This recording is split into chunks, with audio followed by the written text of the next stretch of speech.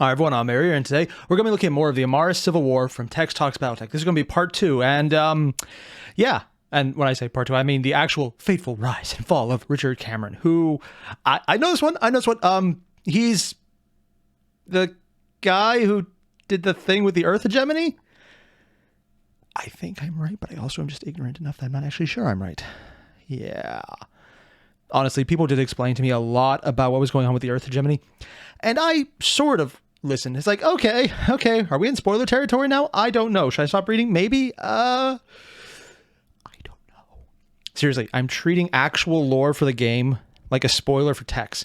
I realize that's weird, but I'm going to do it anyways because I'm weird, so it kind of makes sense. You guys know the deal, though? There's a link below to the original video. Hit it up. Because it's Tex. If you're here, you know Tex is awesome, and you should do that. He's also in my Discord now. I kind of squeaked a bit when I saw that. That was cool. Yeah. So again, hit that link. When you're done, don't forget to leave a like, comment, and subscribe. Let's get started. The fateful rise and fall of Richard Cameron. By 2751, the Star League was long established as the de facto legitimate government of the Inner Sphere. Wait, are these the actual people running everything at the time? How's Steiner? Huh. I'm gonna be honest, I was expecting a very heavily joke German stereotype considering all of the jokes there. And I don't just mean the fact that he's black. I mean, literally, I was expecting a full-on uniform, goose-stepping everything. I was expecting the works. I realize in hindsight that having just said that, my entire impression of how Steiner is literally based on the jokes made by Tex. Kind of disappointed he isn't a joke. He's actually just like a normal person who's probably in the most normal setup. Oh, actually, that's a very nice ascot. When did I start appreciating ascots? Okay, so this moment of unpleasant self-discovery, I'm just going to ignore. How's Davion? Despite major and minor controversies and a few difficult challenges to its primacy as a ruling body, oh, they actually have names. Star League endured by effectively maintaining the peace and the... Okay. Space Krauts. Yeah, hey, German. Noble, bright do-gooders. Austro-Hungarian weirdos. Honestly, suddenly appreciating this entire group more. Shitty fucks and colossal assholes. Let's just go back and see who they were. How's Kurita? Colossal assholes. How's Lau? Shitty fucks. How's Davion? Noble, bright do-gooders. I'm okay with this. Also, it's kind of cool how you can see a bit of the editing around here. I think... Is this actually an edited image? Because the hair looks a little pixelated, so I'm assuming something was edited. But I could be mistaken. It's very stylized and the same style. Huh. Yeah. How's Steiner? Space Krauts. Yeah. How's Merrick? Austro-Hungarian weirdos. I really want to know more about House Merrick now. Also, yeah, this guy does have the face that looks like an asshole. Actually, he has a face that looks like that guy from between the great houses. Billy Madison? No. In this era, it ran the banks, regulated trade, facilitated FTL communications, directed public and military research to further development of awe-inspiring and incredible technologies. Oh, and they had the research too. And do not forget that on paper it had the most powerful military ever devised under the... On paper. Did I hear that right? Yeah, let's see. That on paper it had the most powerful military ever... Ah, yeah, that is what anyone who does anything with writing knows as a "oh fuck" line. There's actually a term for it, but I'm going to go with "oh fuck" line because it honestly fits better with what it actually does. Specifically, as soon as you say "on paper," what you're actually saying is, no, this is what you think is happening. It's like when you're doing Dungeons and Dragons and the GM says, you don't notice anything yet. You know, you should have, and you didn't. That's just how it goes. Also, one of the most terrifying fucking lines you can ever hear a GM say, and he might be watching this and taking notes. I should probably stop talking about that as a reference. Were devised under the leadership of utterly brilliant military minds. Its schools and training centers were the envy of great houses and private institutions. Star League offered the reality. Huh. I mean, as far as faces go, this is probably one of the less weird ones. You can put a little dimple mole thing there. Just glasses. This is going to sound weird, but I don't think I've ever seen any art in all of Battletech with glasses. this really does stand out to me because there's a freaking Catgirls canon in Battletech. I don't know if that's true or not. I've only been told it's true, and because it sounds amazing, I've made a point not to check in case it's wrong. But that does imply there's a heavy, at least in the inner sphere, ability to use basic genetic coding to do things like fix eyes. So glasses just stand out as weird to me. Also, damn, those eyebrows. I'm feeling eyebrow envy. Damn. I mean, clans, I assume, just do it because of the genetic issues with them. Depending on how they're classified, genetic issues. Issues with genetics? Genetic manipulation? Breeding to be able to hold your shit longer? That's actually one of the ways people explain it to me that they actually do. I don't want to check if that's canon because I don't want to be confirmed. It's like the opposite of the Catgirl issue. It's just glasses. It's just such a weird thing to see, considering at this time that would be high technology too. Be able to fix that. Of peace and relative prosperity that had never been known prior or since in the inner sphere. The Star League. Okay, one. Oh, this image. Oh, baby. But more importantly, look at this guy's face. He's like, yeah, we're gonna have fun here, instructor. And then just the helpless. Or I absolutely love this picture. Like, the glasses, it has to be an affect then, because he's definitely playing it up with the toothpick and the open section. And then there's this guy who looks like he's gonna die. Either in the next few seconds or by literally passing out and asphyxiating on sheer shock. Whoever did this looks like the older style of heavy blacked out art. So I'm assuming it's one of the older pictures. Also, yeah, no, this person definitely went to flight school. They know exactly what's up here because this looks way too autobiographical an image. I love it. I actually love it. In the inner sphere, the Star League had managed to even this diminish looks the so once cool. burgeoning private armies of the great houses by placing ever-increasing funding and trust into the very able Star League defense forces, while regulating and restricting the size of non-SL. Nothing to say, just look at this. The mechs and the freaking huge infantry. Like, really, I know infantry is always kind of odd in scale, and I know people have pointed out that the scale of mechs really does depend on the artist, but these are easily like 10 stories tall here. If that's an average person, they're standing up. A story would be here, so this is, yeah, probably 10 stories tall. Again, I've been told a lot that depending on the artist, I keep saying this, and most because I'm reminding myself, the mech scale changes. So this is one of the bigger interpretations of how big the mechs are, but I don't care. Look at this. Oh, I just want to find this art and get it like a giant printout of it. This is so freaking cool. DF units. For a time, the balance of power was catapult? maintained and all was seemingly well. Atlas, even I don't From know the that brand. Rimworld's republic to the Terran hegemony, humanity coexisted in relative peace. There does seem to be an under one art style banner. for the Terran For stuff. 6 generations, House Cameron had acted as first 6? lords and protectors of Star League. Oh. For 6 generations, Star League had given humanity the nearest thing they'd ever gotten to a golden age. Huh. But if the inner sphere has any constant, it is this. Non-constant? We are our own worst enemy. In 20s. Okay, a few things I want to say. One, Tex has used this image before. I've never really seen him zoom out and show, oh yeah, casual floating, gravity-defying cameras. I mean, you kind of get the impression they have gravity control in ships, but also at the same time, I thought maybe they don't because they're just using thrust gravity. Different sources, different people. Here, though, no, they just have it. Yeah, just thrusterless. Maybe those are thrusters, I don't know. Cameras with lights. Yeah, that's a thing. That's just a thing. Huh. 2. Yeah, the one constant is humanity is their own worst enemy. Yep. This is something I'm only highlighting because, again, as someone who came to Battletech from 40K, in 40K, humanity is their own worst enemy because they're pushed to it, which is one of the few times where I can honestly say Battletech is kind of darker than 40K. In Battletech, shit goes wrong because people chose to do it. And that's basically it. Basic human nature without any interference leads to eventually something bad happening and everyone gets fucked. In 40K, honestly, up until other outside interference happened, things looked like they were actually going pretty well. And then they were dragged down. But you always get the idea that it's due to outside interference and then people being desperate enough to do stupid things.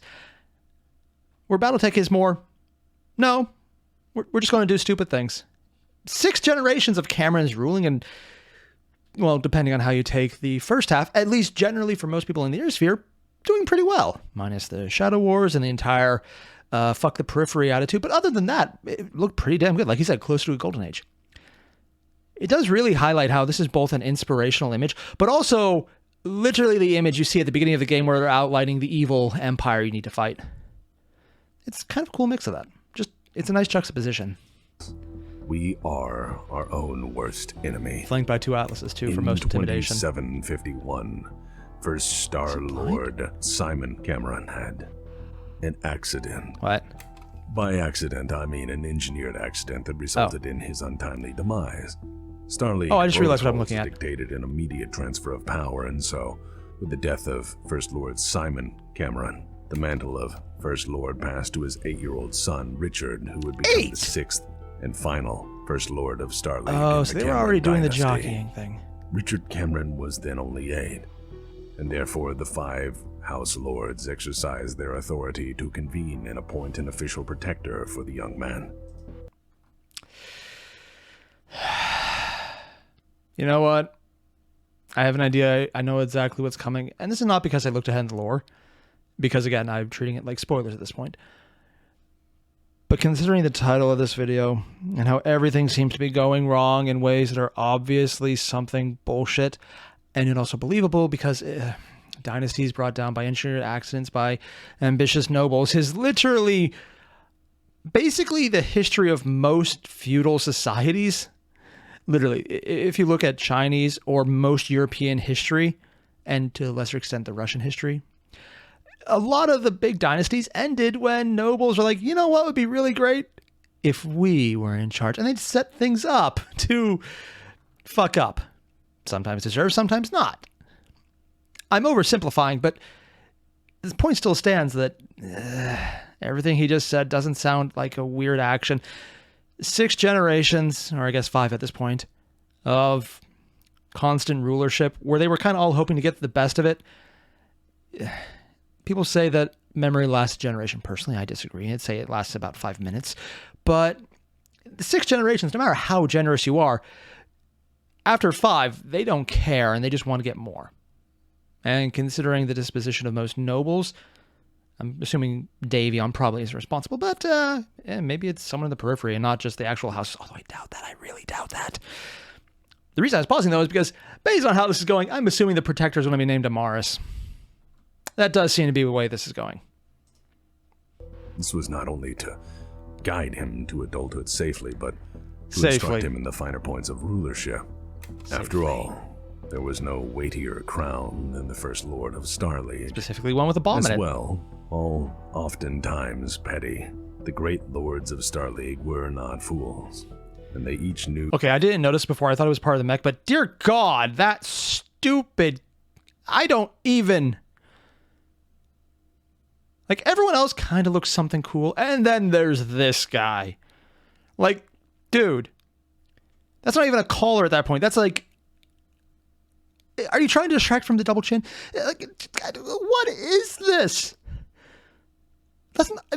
Oh, God, this is so 70s. Like, all of this looks something 70s, but this looks like peak sci-fi 70s. I didn't notice the first time around because it's so out there. But no, this is peak 70s. Also, considering a lot of the stuff from this age doesn't actually come from the 70s, I'm assuming it's, intentionally 70s look. Wow. Just... That is, oh, wow. That any dynasty is one mistake away from tyranny. Only one? Madness. Only one?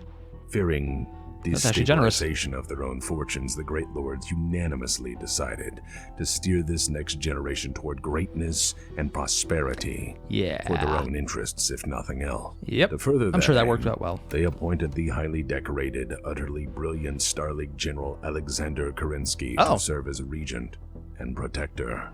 Though he had lost his father, the young First Lord. Okay, so I'm actually a bit surprised about that. Considering how many people in my Discord and every other social media platform I have absolutely love this man to sometimes absolutely terrifying degrees, I wasn't expecting him to be the one assigned to basically babysit the kid to manipulate him on behalf of everyone else. Maybe I'm missing something. Probably am. I'm probably missing a lot. It's kind of like how people explain to me the reason everyone wanted to work for Star League originally is because they would get access to tech that they didn't have. A lot of tech they didn't have. So it was like, hey, come join us. We'll give you the good shit. I'm oversimplifying, but also completely accurate with what I just said, as far as I know. Still kind of surprised it was actually someone people respect. Usually when you appoint someone to basically be the puppet master, who's also puppeted by a bunch of other people, in a no-win situation because everyone wants him to be their puppet, but it's really everyone's puppet, so it's no one's puppet. It goes to someone who's, at least in most fiction and most reality, a corrupt asshole who doesn't care for anything but themselves and will gladly say or do anything for anyone, because that's usually the person who says or does everything for anyone, who is usually the person the people who want a puppet want to put in charge. Wasn't expecting this guy. Really wasn't. Lord found himself under the watchful eye, protection, and guidance of one of the most formidable minds the universe had ever seen. They accidentally did a good choice. In the end, Kerensky would be far more important than anyone could ever imagine. As with otherwise, I wouldn't have chosen. Tragic drama, the road to ruin started with good intentions and miscalculation. When Richard Cameron came of age and no longer needed Kerensky, he tried ruling by his own hand. Ooh. Not what he's saying there, that the sketch is worth 12 C-bills. Wait, 12 C-bills? Really? What's with this AR over here? Is that an auction thing? Frankly, I've seen sketches go for a lot more money for a lot less value. Also, did this guy lose his eyebrow? And his face? Oh, it looks like he had a stroke. Ah. More importantly, yeah, this guy definitely has resting let them eat cake face. And everything Tex just said about how trying to rule on his own. If they hadn't said Kerensky,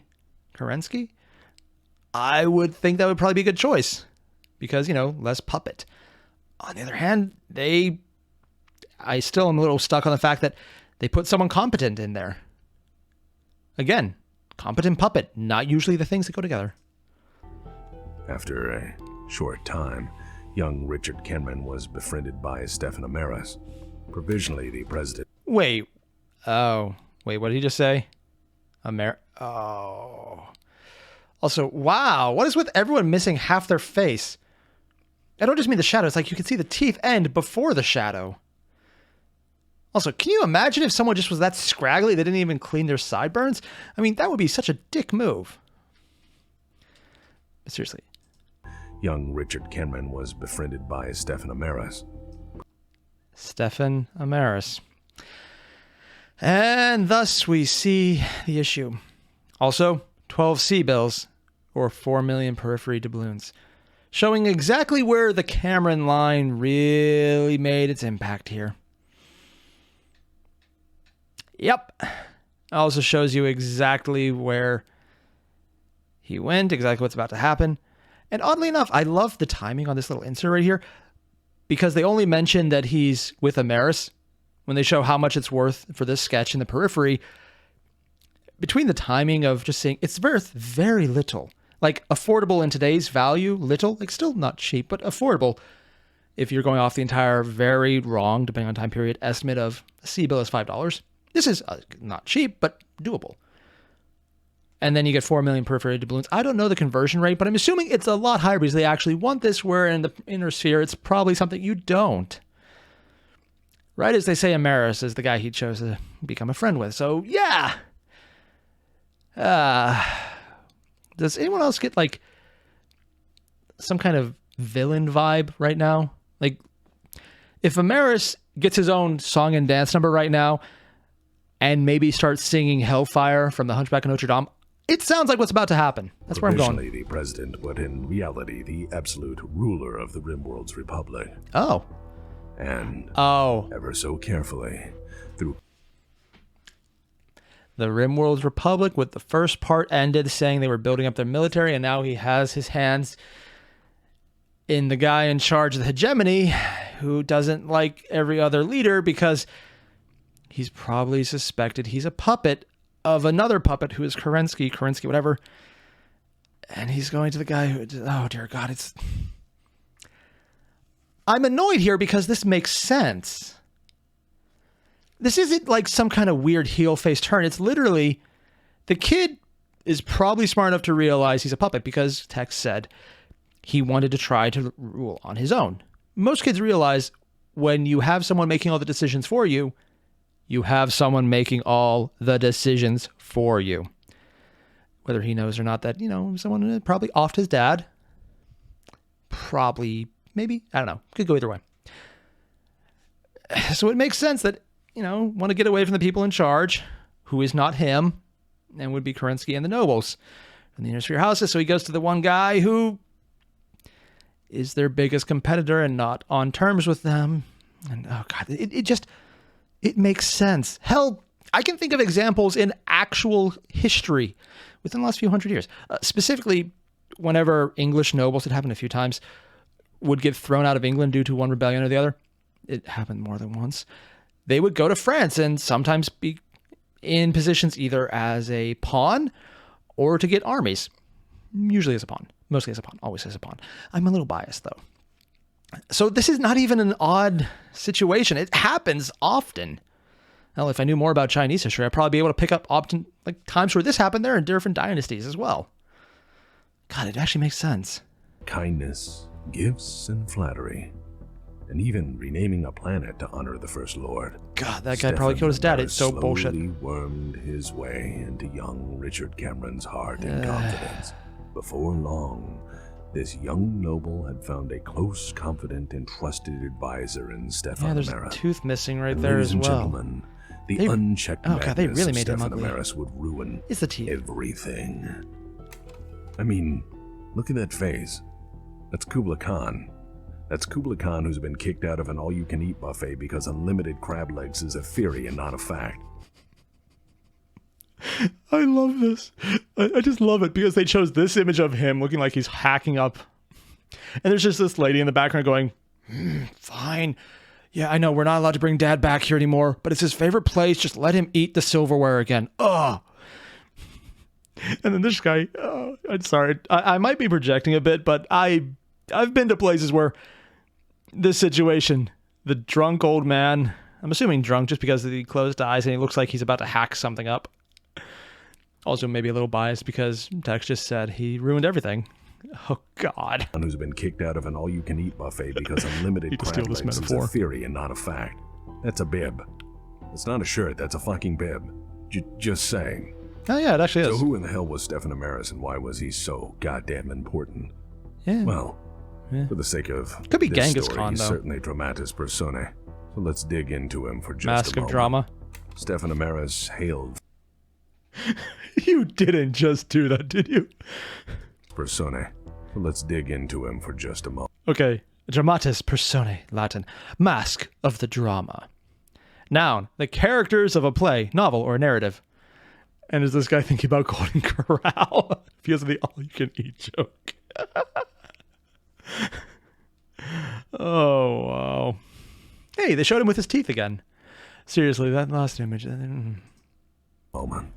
Stefan Amaris hailed from the Rimworld's Republic. Gotta remember this, which was it's not at a that clan yet, time so it's not a terrifically clan powerful symbol. periphery state. At its height, the RimWorld's Republic managed to control 248 systems. Damn! And had a ridiculously powerful military. A military it had, without pause, been building for generations.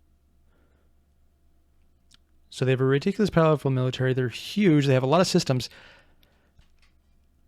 And as you can see, they're just a tiny fraction of this. Like, even in half, they're comparable in size, but they're so spread out. With how jump systems work, this would actually be a lot more manageable than this, because if you want to get from one side to the other, it's going to take a lot longer than getting from the center to anywhere. So this is like a choke point right there if they want to stay in their own territory. And this is just so weird for me, because this is such a huge faction, and yet it's also freaking small. Sorry, it's just I'm trying to wrap my head around the numbers of 200 plus systems. When you really think about just how big the inner sphere is, compared to the galaxy, it's minuscule and tiny and pathetic. But in actual terms of the ability to control land and space, it's unreal. It's one of the things I do seem to appreciate more about Battletech as it goes on. In 40K, you ignore numbers, so it doesn't have any value. In Mass Effect, the numbers are artificially limited. Limited. Again, due to plot reasons that may or may not have been resolved dumbly, but we're going to ignore that third game. So it doesn't feel like a system is minuscule. It feels like every system matters. Battletech right now is basically saying, here is almost nothing of the galaxy, and it's massive. It is absolutely massive. It's just a weird perspective, because most sci-fi either goes with every system is important, or the alternative, nothing really important because the numbers are so huge it doesn't matter. Here it's just that inner sphere versus outer sphere versus clan size of, this is a small portion, and it's massive. It's the way they approach the scale of the galaxy. I'm kind of really starting to like this. Terrifically powerful periphery state. At its height, the RimWorld's Republic managed to control 248 systems and had a ridiculously powerful military. A military it had, without pause, been building for generations. Yep. The Amaris line had, for a good span of its history, been building the RimWorld's Republic into a military superpower through massive investment into its defense industries, military training academies. I'm sure that won't ever backfire on the Airier. Through careful deflection of scrutiny, I don't recognize the symbols. politicking, promises, and flattery, the RimWorld's Republic maintained this military buildup for the most part without pause and in relative secrecy. Through careful maneuvering, through kindness and flattery, through court intrigue, and through supporting the First Lord through governmental decrees and initiatives, Mr. Amaris crept. And that's why they were pointing out early on that he was a big friend and very much flattering Richard Cameron. Because he's literally putting himself into the position where the guy in charge doesn't want to question him because he thinks he's a friend. And that's why Tex is coming back to it now, because he's showing why this guy's doing it. And that he's doing it to everyone else. And that no one's noticing it because he's being schmarmy with everyone who would. All the way to the throne. All the while biding his time for what would come. Mr. Amaris had a plan. Oh. And needless to say, so this was thought out. It was a master course in Inner Sphere Geekery 101. When Richard Cameron turned 18, he made the first official proclamation of any merit to history. Executive military response, the periphery. Who the fuck is this kid? The irony, of course, is just going off what I know already and what this joke chevron right here says. Starleague News Network. Oh God, it's Comcast. Not Comstar yet. It comes later. But yeah, he looks like a kid. Periphery response, who the fuck is this kid? The irony, of course, is Amaris knows, and Amaris is probably very much happy with that response. God, as much as Tex built him up in that initial showing as the arch dick, and is still building him up to that by saying he's the, masterclass in dickery, he sounds like he's actually really smart and good at being a dick, like making people do what he wants. He's a manipulator, and that's basically everything Tex just said. If he didn't have a plan, which I'm certain will involve a civil war and taking over soon, he probably could have just got this kid to be his own puppet at this point. But that's not what he wants, so he's not doing it beyond whatever his plan calls for. Which is probably better off in the long run because... no, never mind, probably not actually. Oh god, I have no idea. I'm really curious how this is going to go down. I know enough to know it goes bad, but I want to know how it goes bad. Oh god. 18, he made the first official proclamation of any merit to history. Executive Order 156. Executive Order 156 was issued on February the 6th, 2762. Dictated by authority of the First Lord that all House armies, including private militaries,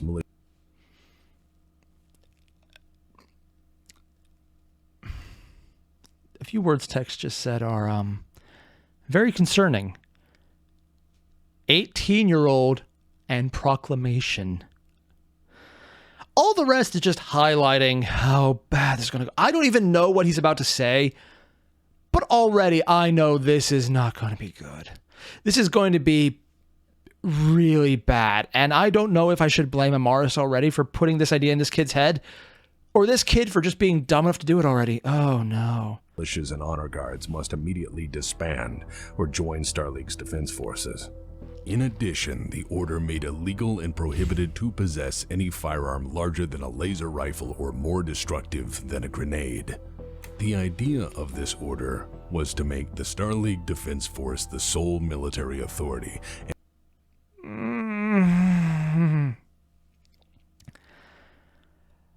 Oh yeah, that's definitely an idea put in his head by someone who wants him to fail.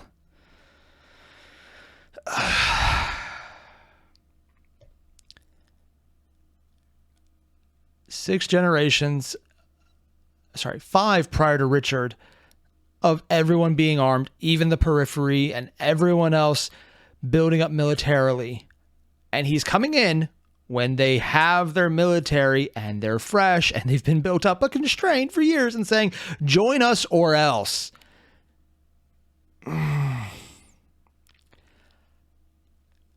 You dense motherfucker. The reason I'm just absolutely shaking my head at this one isn't because he's telling them to disarm.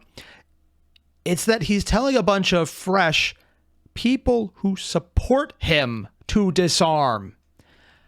And when I say support him, I mean that with a massive grain of salt, but not nearly as big as the grain of salt that has been condensed into a giant crystal the size of a battleship and dropping on his head. Hey, I need to make a reference to something of a rock dropping every time. It's just a thing. It's in the contract. He has, in one fell swoop, cut off any semblance or pretend to support him from the inner sphere houses. He's absolutely made a pariah of Starleague, and he's given the periphery, who already just were suffering with him by all sounds, the reason they need to go, hey, fuck you. And Amaris can jump in and say, oh no, I'm winning right now. And then also start establishing a civil war because he has all the backing now to fight against them. And the vast majority of the inner sphere, the main 5 houses, other than the Earth hegemony or the Terran hegemony, won't actually oppose him because they don't want to support Cameron after he told them to disarm.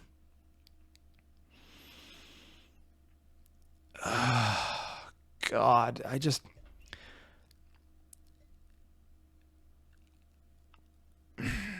I'm not even going to be surprised if everything I just said is partially right. It's just shooting yourself in the dick 101. Amaris had to have put this idea in his head. This is so incredibly unthought out. And assert Starleague as the primary power in all strategic But they already were. The idea was to create no room for private ventures that would undermine if done the strength slowly of the and league, behind the scenes, it'd be effective. But this is blatant. In a single administrative body. The order was aimed to prevent further infighting. No, that's not going to work. Secret wars and the recklessness of house ambition. Also, damn. With a long-standing history of private armies, it would be a very difficult law to pass. Yep, unenforceable this order even. was first reviewed by General Kerensky, Told him no. who admired the noble idea, but immediately knew it was completely impossible to enforce. In the past, the great houses have been... Kerensky admiring the idea? Kind of interesting. Bring everyone onto a single leadership. Might be useful. If he had prefaced this by saying, we're going to spend the next couple decades doing a hearts and minds campaign, yeah, no, maybe it would work. If you could effectively show war wasn't profitable to the houses and then show that you could do better, it would be like joining the Star League in the first place. The better option is probably going to win if you give them all the freaking carrots in the world and then just kind of follow it up later on when they don't really care anymore with the stick. This is just the stick and there's no carrot to take it. I'm standing with Kerensky on this one. Made to decrease substantial percentages of their private armies and place a great deal of trust in the SLDF, but they never disbanded their own troops completely. Because they're not idiots. All, each state they are, but signatory of the Star League Charter was guaranteed the right to maintain their own militaries and the belief that anyone taking their over own borders and to might see try and take to over their own security needs. Over Kerensky's objections and attempted guidance, the order was still pushed forward. When presented with Richard Cameron's arrogant executive order, the great lords of the Inner Sphere perceived it with nothing less than betrayal, anger, and outrage. Again! One, Tex, thank you for finding a great piece of art right here to show... I don't even know if this is the right image or not, but it looks exactly perfect for what you're saying. The kid in the, honestly, what I can now tell is the very much First Lord's crown. Getting a migraine while everyone else is arguing, just in the background. It's like, ha ha ha, nope. And yeah, no, it was arrogant. The arrogance isn't the idea. It's the lack of forethought or setup. This was precisely what the Inner Sphere House Lords had feared. Yep. An upstart who would try to curb their power or diminish their house. For they rightfully considered the order to be a flagrantly illegal power grab. They perceived the order as a direct threat to their who gave him the sovereignty idea. and decided to check the young Cameron's power before he got any ideas. And who's about to support Cameron? An emergency High Council meeting was called. The First Lords unanimously declared the proposed document an illegal instrument of government oppression.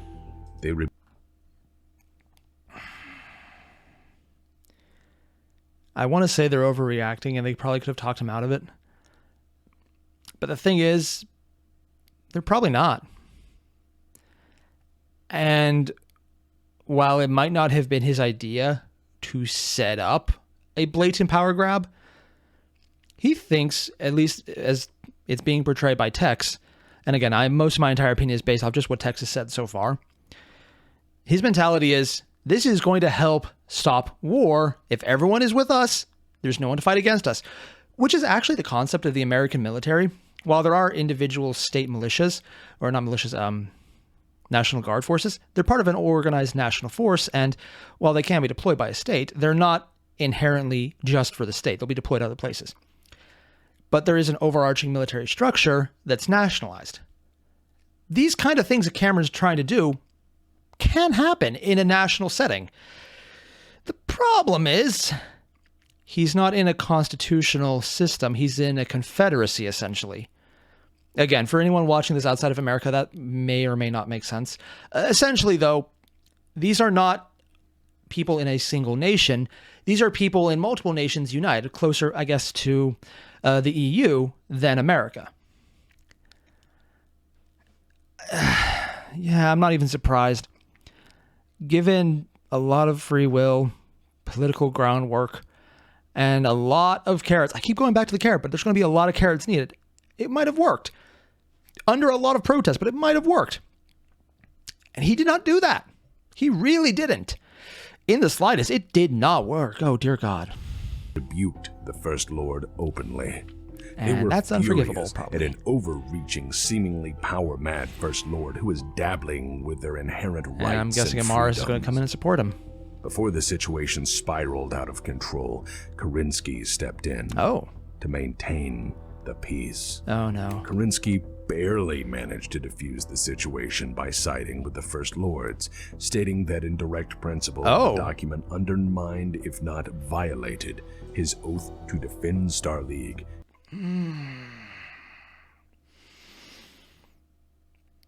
And that is probably what started the Civil War. Technically, you could say it's Amaris by... I'm just going to accredit him as the guy who set up this idea.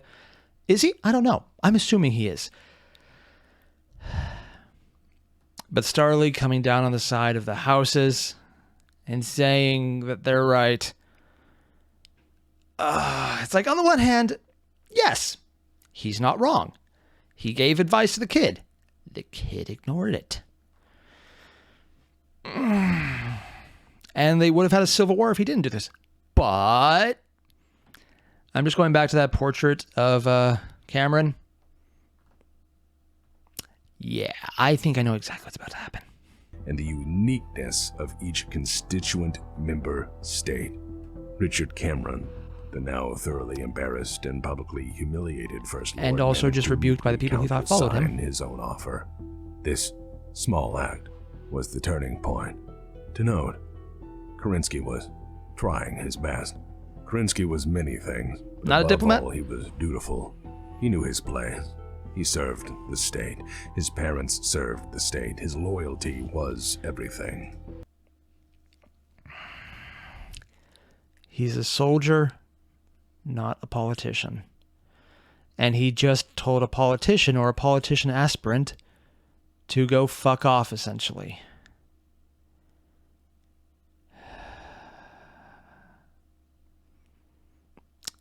And thus, Amaris essentially just took over the Terran hegemony by making the dumbass Cameron follow anything he says because he'll tell him he's smart.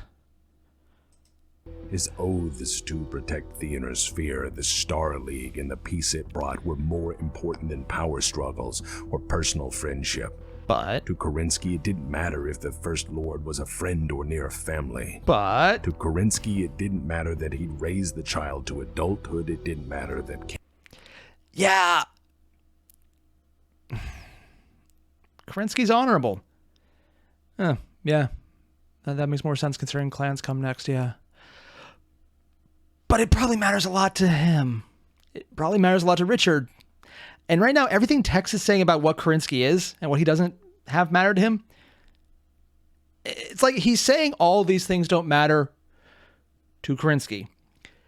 But all I'm hearing is these things matter to Richard Cameron, and he's being hit in the face with them. God damn. Also, great use of repetition to get the point across. A peasant or a First Lord or a banker. It made no difference to Kerensky what walk of life Cameron was, for he saw duty to the state as everything, and accordingly, there was room for nothing else. And while most would see this simple disagreement on a political issue, this one act was absolutely critical. Yep. Just, I don't even want to say anything right now. It's more just a matter of watching a train wreck happen. I know what Tex is building up to. And he's building up really damn well, because it's actually honestly dramatic right now. Because you know what's about to happen next. It's in the freaking title! And you know you can't defuse it, because he lit the match even harder than the First Lords just did. Even harder than all the House Lords just did.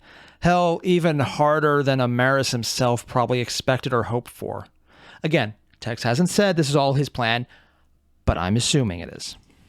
This pivotal moment marks the beginning of a series of mistakes that would end Star League in the fires of hell. From this moment onward, Richard turned towards Stefan Amaris' influence and his advice, as Kerensky stood as a reminder of what he couldn't or shouldn't do. Yep. Yeah, I'm just going to cut this one here because, hot damn, man. It just, you see where it's going, and you see the train tracks are running out, and the train is just speeding ahead, and you know it's not going to get any better, and you can't stop looking away. That is literally right now. Literally right now. You know the train. The front tracks have just given out over the engine, and the train hasn't gone off yet, but that front wheel, it's already off, and you know exactly where it is. It's going down. It's going over the cliff. There's a turn, and it's on a bridge, and the bridge is out, and it's bad, man. It's really bad, and I can't even say this doesn't make sense. It doesn't feel like an ass pull. It feels like very effective setup that has been done in history, because it's just... I don't want to give Amaris credit for setting this up, mostly because I don't know if he would be able to think ahead enough to see how Kerensky would absolutely shoot himself in the dick by doing the right thing. He might have not. It probably didn't even matter, because the House Lords just had to be the ones to do it. The fact that Kerensky absolutely and utterly annihilated himself by throwing away all those things he didn't care about to do the right thing or what he thought was right, because he's honorable, and thereby set up the entire process for this to happen. Cameron is a kid. Tex is making that very clear. He seems like a manipulated kid, but he's a kid. And he had a good idea, and he didn't think it through, but he's powerful enough where you can't give him a pass. And then Kerensky, who probably is the absolute worst person to say this, made him stop in the most humiliating way possible and destroyed probably an entire lifetime of connection. And since hatred is the opposite of love, and he definitely respected him beforehand, he's probably going to hate him now, further emphasizing everything about how Amaris just basically took over.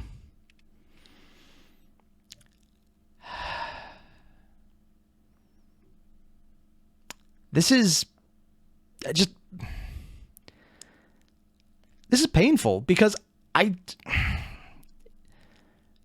it's basically Romeo and Julieting it. You know what's going to happen. You are watching it happen. And you know it's going to get worse. I thought maybe there'd be some kind of crazy ass circumstance or things would be weird, but all we're getting is very believable situations that actually make sense, and based on the characters as they're described, behaving in ways that make sense for them, and based on how their later influence is known to work in the future with more of the modern stream Battletech. They're acting in believable ways. And because of that, things are going to get worse. Like I said, it's like watching a train wreck. You can't look away. It's engaging as hell, but also, that's hell you're walking into. All the same, if you like this, you guys know the deal. Link below, original video. It's Tex, you know he's good. Hit him up. Are you done? Don't forget to leave a like, comment, subscribe. I'll see you guys in the next one. When we get to whatever the hell blows up next, I'm assuming a lot. I'm assuming a lot of shit blows up next. Yep. All the same. See you guys then. Adios.